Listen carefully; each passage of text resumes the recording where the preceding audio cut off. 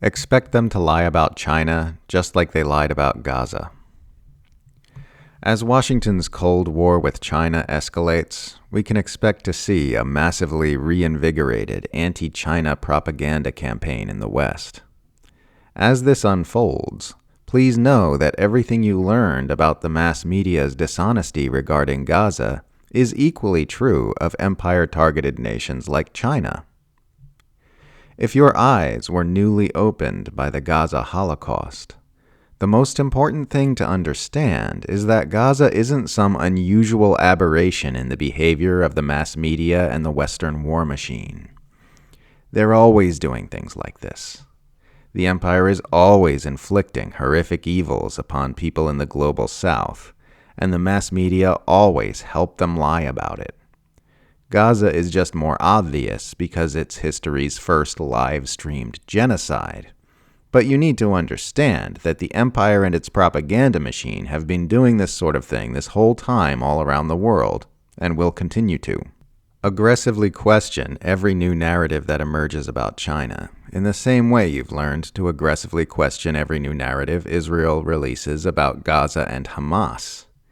Question everything you've been taught about China throughout your whole life, in the same way you've learned to question everything you were taught about Israel.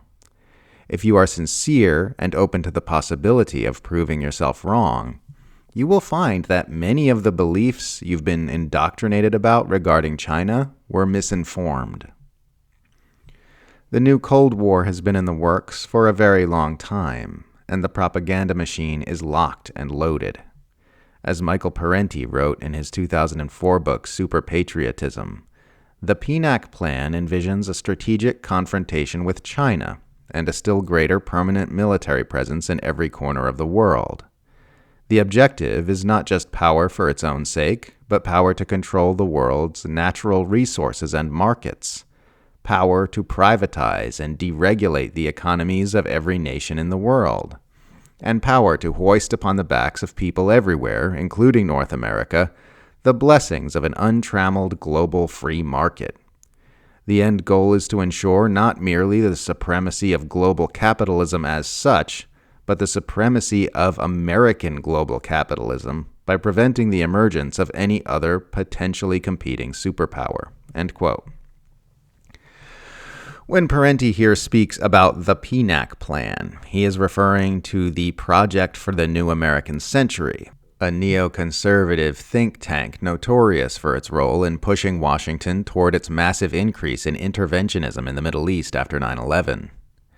The same vision, which has been driving U.S. warmongering in the Middle East since the turn of the century, also envisions a strategic confrontation with China, which we are seeing in these latest escalations in the new Cold War. The term neocon is almost meaningless today, now generally taken to simply mean warmonger, or often more specifically warmonger who Donald Trump doesn't like. But the term has also lost its usefulness because the freakish vision of global domination that this small faction promoted has since become the mainstream foreign policy consensus in Washington. The policies advancing the agenda of U.S. planetary domination put forward by PNAC and the Wolfowitz Doctrine are now supported by virtually everyone on Capitol Hill, and certainly within the White House. If you've awakened to the lies about the empire's warmongering in the Middle East, make sure you also keep carrying that awakening forward and awaken yourself to the empire's lies about China as well, because it's all part of the same agenda.